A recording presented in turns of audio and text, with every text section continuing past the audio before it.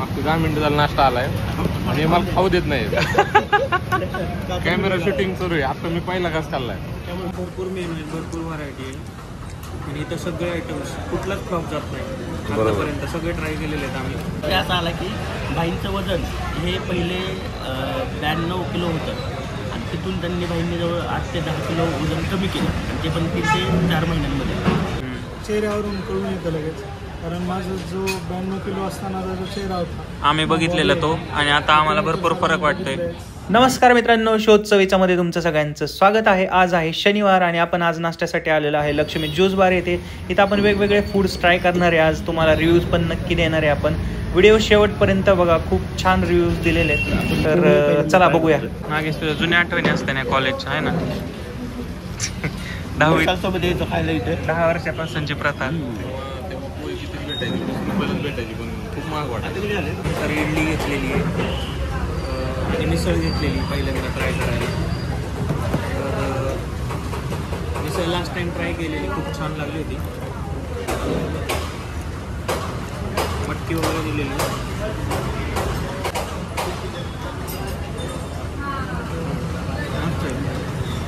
तर हॉटेलच्या मेनू बद्दल काय बोलू शकता का तुम्ही?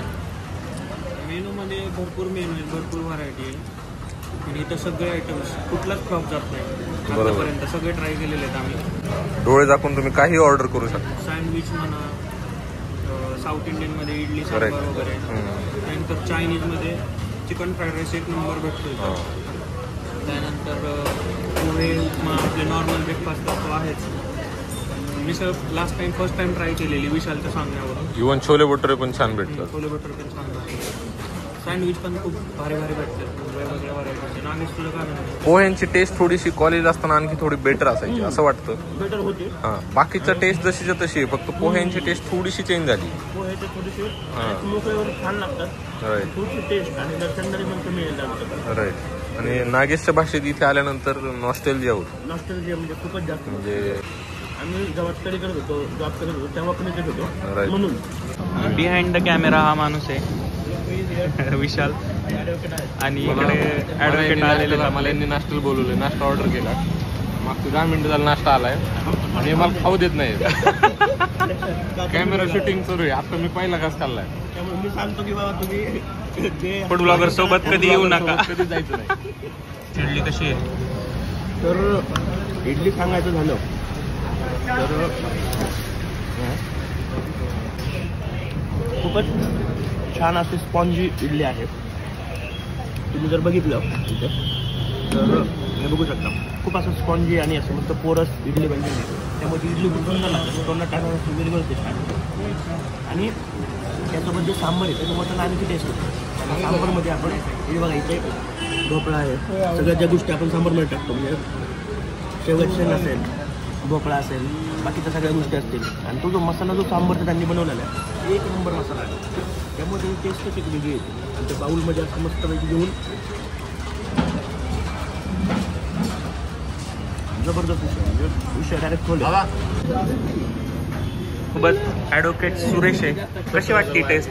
सुरेशला आम्ही टेस्ट करायला आणलेलं आहे लक्ष्मीला. नागेशच्या ओळखीच्या नरेमधील एक लक्ष्मी नावाचं एक हॉटेल आहे. तिथे आम्ही नाश्ता करण्यासाठी सकाळी आलेलो आहोत.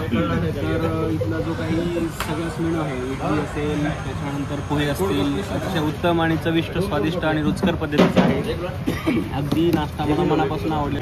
आणि सुरेश बोलल्याप्रमाणे खरंच छान हॉटेल आहे. आणि स्पेशली थँक्स टू आदेश, त्यानं हे आम्हाला नवीन हॉटेल एक इंट्रोड्यूस करून दिलं.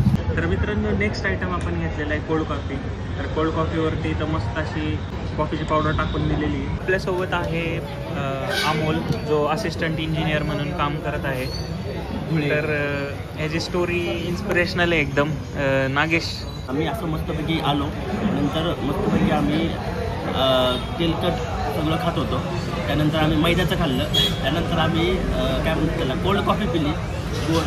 आम्ही त्यावरून असं समजलं की आपलं वजन थोडंसं वाढत चाललेलं आहे. मग आमचा विषय असा आला की भाईंचं वजन हे पहिले 92 किलो होतं आणि तिथून त्यांनी भाईंनी जवळ 8 ते 10 किलो वजन कमी केलं आणि ते पण 3 ते 4 महिन्यांमध्ये. तर ते कसं केलं हेच आपण त्यांच्याकडून जाणून घेणार आहे, जेणेकरून आपल्या सर्वांना पण ते इन्स्पिरेशनल होईल आणि तिथून पुढे म्हणजे आपण पण काहीतरी ट्राय करू शकतो. आणि भाई हे आमच्यासोबत होते काही दिवस, म्हणजे आम्ही जेव्हा जॉब करतो तेव्हा लायब्ररीमध्ये वगैरे असायचे भाई, त्यावेळेस आमच्या भाई ओळख झालेले आहे. तर बघूयात आता भाई तुमचं बोलून घेऊयात आपण. अमोल, मी आम्ही सर्वजण सोबतच होतो. वेगळं मी काय केलं नाही, जे नॉर्मल आहे गोष्टी त्याच फॉलो केल्या. शुगर मी पूर्णतः बंद केली, राईस बंद केला, मैद्याचं तळलेलं सर्व बंद केलं आणि नॉर्मल आहार ठेवला आणि रनिंग केली जास्त. रनिंगमुळं माझं वजन पटापट कमी झालं एकदम. म्हणजे पहिलं Daily किती 4-5 किलोमीटर? किलो तर एकदम नॉर्मली पहिल्या 10-12 दिवसातच कमी होऊन गेलं. नंतर मग एक स्टक पॉईंट येऊन गेला, तिथून पुढे मग वजन कमी होत नव्हतं. त्यासाठी मग मी काय केलं, एक्स्ट्रा थोडंसं आहारामध्ये चेंज केलं, प्रोटीन वाढवलं आणि थोडं 15 ते 20 दिवसानंतर मी रनिंग प्लस जिम असं दोन्ही सुरू केलं. त्यामुळं मला थोडा जास्त फरक जाणवू लागला आणि नंतर मग होत गेलं कमी वजन. किती किलोमीटर रनिंग करायचं डेली? मी दिवसाला तरी म्हणजे 8 ते 10 किलोमीटर करायचो. ॲव्हरेज माझं 7-8 किलोमीटर होतंच, कधी 8, कधी 10-12. ट्रेनिंगमुळं मला पॉसिबल होतं ते.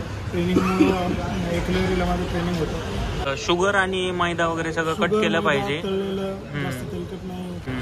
चेहऱ्यावरून कळून येतं लगेच, कारण माझा जो 92 किलो असतानाचा जो चेहरा होता आम्ही बघितलेला तो, आणि आता आम्हाला भरपूर फरक वाटतोय. ते कळून येतं लगेच. आणि फेसवरती पण ग्लो आला चांगला हो, ते येतोच. एक्सरसाइजमुळे. सुरेश, काय म्हणणं आहे तुझं? सो अशा पद्धतीने ही अमोलची सगळी एकदम स्टोरी ही इन्स्पायरिंग होती आपल्यासाठी सर्वांसाठी. सर्वांनी व्यायाम करायला पाहिजे असा अमोलच्या वतीनं मी सर्वांना संदेश देतो. आणि आम्ही पण उद्यापासून व्यायाम चालू करणार आहोत.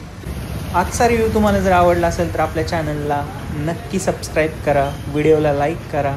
तोपर्यंत खात राहा, फिरत राहा, खुश राहा.